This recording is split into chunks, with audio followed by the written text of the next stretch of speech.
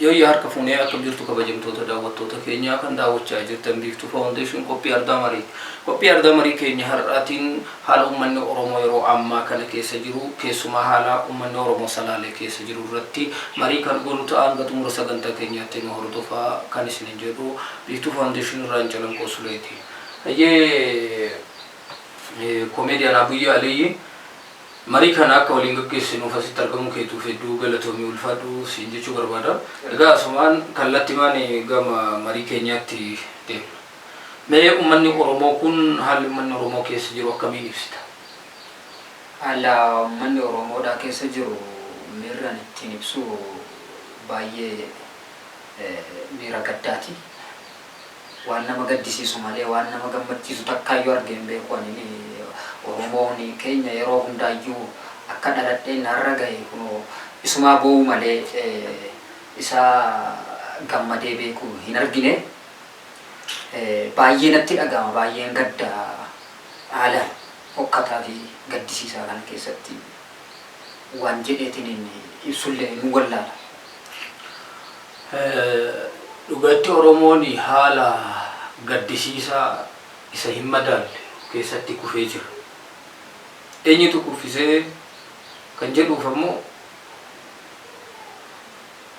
nafxanyaan Oromoo waa takka godhuu hin dandeessu. Saree dhaltuudha nafxanyaan.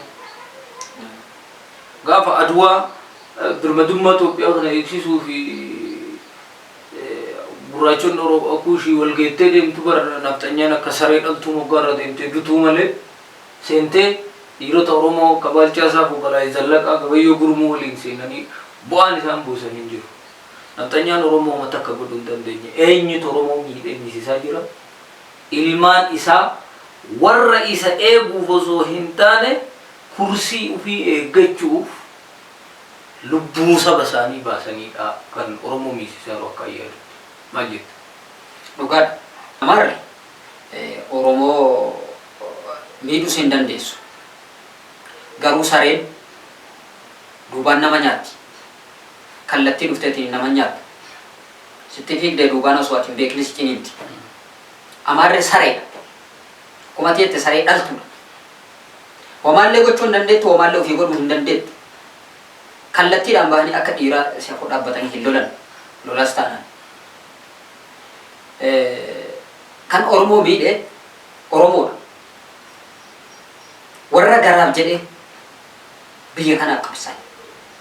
Warra garaaf jedhee biyya kana keessatti akkuma ati jettee kursii isaa eeggachuudhaaf jedheetini uummata Oromoo miidhsiisaa jiru Oromoodhatu Oromoo miidhaa jira jedheen ana yaada.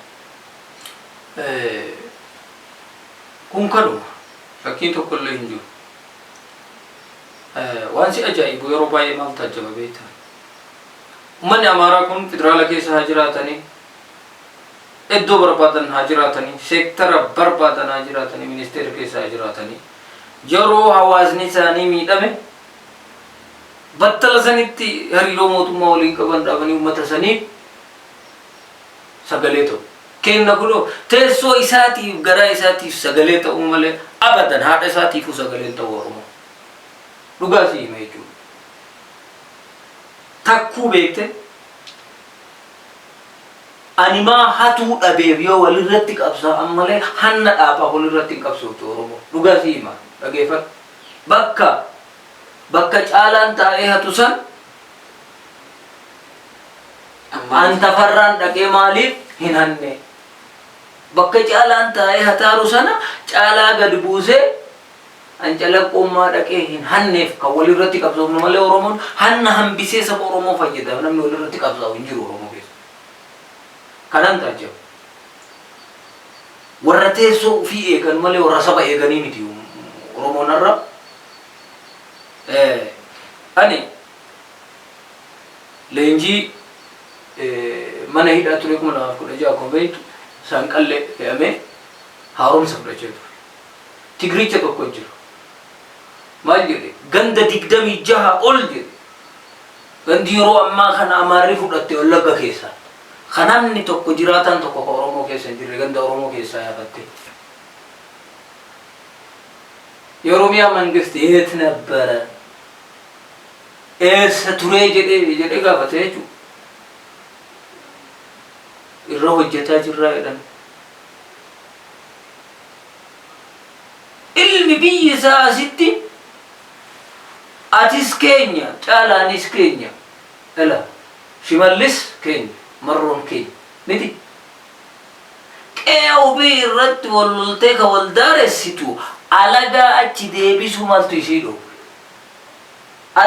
garaan waliif hiruu dhaban alagaa akkamittidha garaa waliif hiruu baatan laphee waliif baatuu dadhaban akkamitti alagaa baatan jarri kun faayidaadhaaf dhugaa isinii mechu oromoo ka eegu hin jiru hundi kunis dantaa ifiitiif saba oromoo fixee ficcisiisara kunis teessoo ifi eeguudha yoo oromoof taanu manni kun deebi'anii mari'atanii araaramanii oromoo hojjechuu qaban oromiyaa dirree nagaa godhanii diina isitti dhufu waliin qolatu yoo hin dandeenye amaarri cabsee dhufee biyya akka ofii barbaadu ijaaree duguuggaa sanyii genocide oromoo irratti akka raawwatu shakkiin tokko illee hin jiru. Amaarri komii takka hin qabnu. Amaara irraa komii tokko inni qaban hin jiru. Sababni isaa kalees diina akka Hacaaluu hin jedhe borus diina gara fuulduraattis diina amaarri. Amaarri dhagaye ganaa mukaan si gudeeda oromoo. Kun beekama. Kun amaara haaraa miti.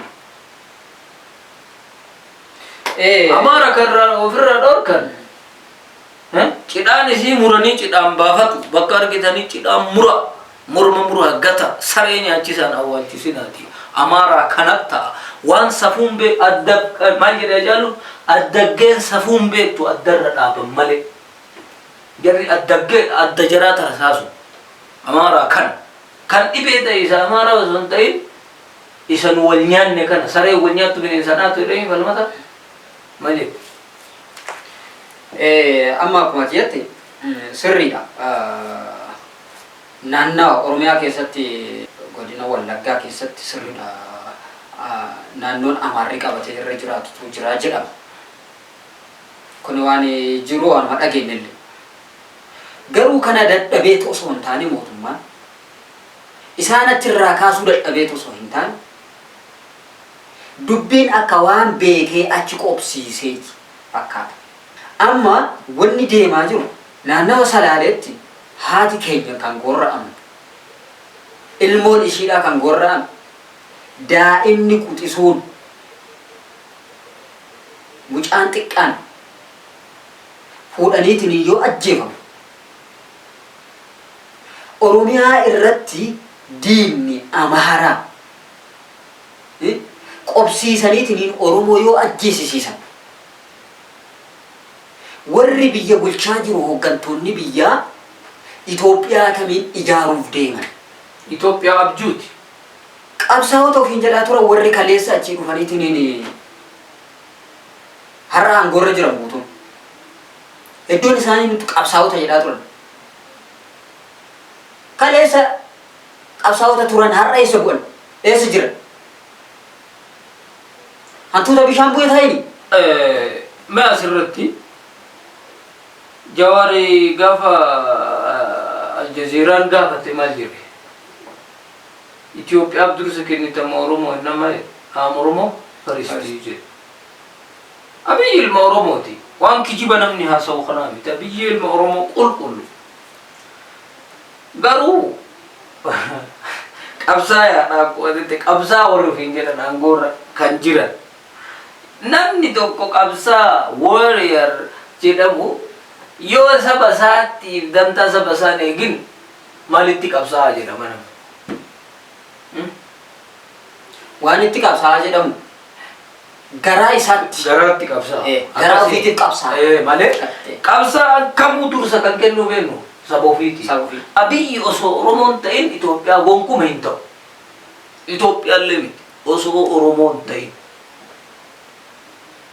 Jawari Abiyyi garaagarummaa maal qaba garaagarummaa qaba hayyuudha dhugaatti nama kan cabsitu cabduudha namni kun garuu sirna isaa keessatti sirna kalee wanna fedhe haa ta'u Oromoon sirna har'a Dr. Abiy Ahmed beekaan Oromoo biyya bulchu kanarra akkamitti Oromoon duuti qe'eesi abiyyiin Eertiraa waggaa bara meeqa waraaran araarfachuu danda'e, araara buusuu danda'e akkamitti ilmaan Oromoo tiruu isaa kana waliin araara buusuu dadhabe. Abiyyiin biyyoota addunyaa kanarra deemee biyya wal dhabaniif furmaata tahaa jiru hayyuun kun akkamitti obbolaa ofii ofiitti maxxansee araarfachuu dadhabe. Ta'u inni lamu Tigreedhaan ulaal waliigaltee waraanaa taasisnee jettanu Tigree ana kana miila gubdee jechuudha. Dhaloota biraami ana kana ka jiraa keenya biddaan gubde harootti qileetti nunatti waliigaltee waraanaa godhuu kan danda'e akkamitti Oromoo jedhee dhaabuu dadhabe marroo. Maaltu keessa jira? Daldala dhuunfaati. Dhugaa sii himaan kun dhagaye. Dhugaa rabbii makalaakaa osoo itti kennanii.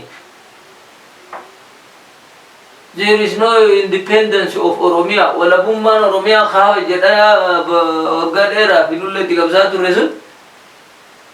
Qabsaa turanii nuyyuu dhaqqabee nullee irra qabsoofne sun hafeeraa beeka dosoo gaaf dura makalaakaan akkenna jedhasan fuudhanii itti kennanii. Walabummaa Oromiyaa fi miti. Oromoo balleessuuf malee, Oromoo walawwaluuf malee akka bubbeetti. Kottaa dachaa araara buusa Oromoo baraara. Yaa ilmaan Oromoo. Haati tungaraa isin haa nyaattu. Haadha bosonatti ilma sii gumaachite, haadha masaraatti ilma isinii gumaachite boochisaa jirtan. Imimmaan shii xurii sittaa ta'u. Iyyandaa koonuu gijimmaa dha'u. Imimmaan koo xurii sittaa ta'u. Imimmaan haadha keessanii akka xurii isinit ta'u shakkii takka hin qabu. Caffara koflaa gootummaa himadhaa galaana ta'ee hanga imimmaan hayyoo isin liqimsuuf jedha. Nuti amma garaan fayyaa nu qabu. Garaan fayyaa nu qabu. Garaan kan fayyaa nu dhabe. Dhiiga keenya cophaa jira. Haadha keenya ajjeefamaa jira. Obboleessa keenya obboleettii keenya ajjeefamaa jira. Daa'ima xiqqoo lafaadha guddataa jirutu du'aa jira.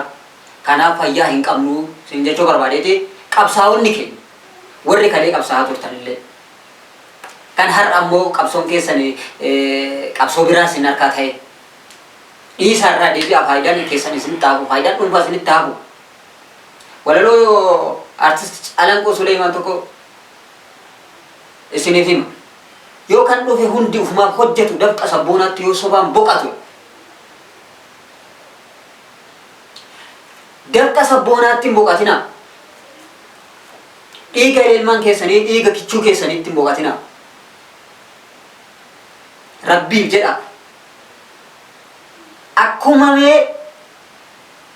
waliigalaatittuu haati nama tokkoo namarraa duute jettee dhuunfaa tokkotti yoo sirraa ajjeesanii jedhan garaan maal si ta'a? Yoo akkanaanuu badhettuu duute garaan maal si ta'a? Yaa warra biyya bulchaa jirtan, yaa hoggantoota nu afoo dhaabbattanii nuun deemaa jirtan, yaa marii keenya haadha keessan kan du'aa jirtu, obboleessa keessan kan du'aa jiru, obboleettii keessan kan du'aa jiru birmadha. Oromoo dhaamsi koo kutaa jirtan hundaa bakka jirtan godinaan naannawa jirtan hundarraa wal bira dhaabbadhaa sagalee waliif ta'a. Salaaleedhaaf sagalee ta'a. Duuti nurraa haa dhaabbatu. Amaarri nurraa haa kaatu. Amaarri hushaadha. Diina. Kaleellee hadhallee borullee diina. Dhankuta qalaa darba saree kenna awwalcha dhorku jara haa ta'u kana addaggeensa kun beektu ajaa'ibu jedhee baasuuf keessa bakka akkana. Hayya kabajamtoota daawwattoota keenya qophii ardaa marii keenya biroon hanga walitti deebinutti turtii gaarii isiniin jedha. Haala yeroo irratti yeroo sa'aatiidhaan funaannee kan isin biraan geenyu ta'a. Galatooma.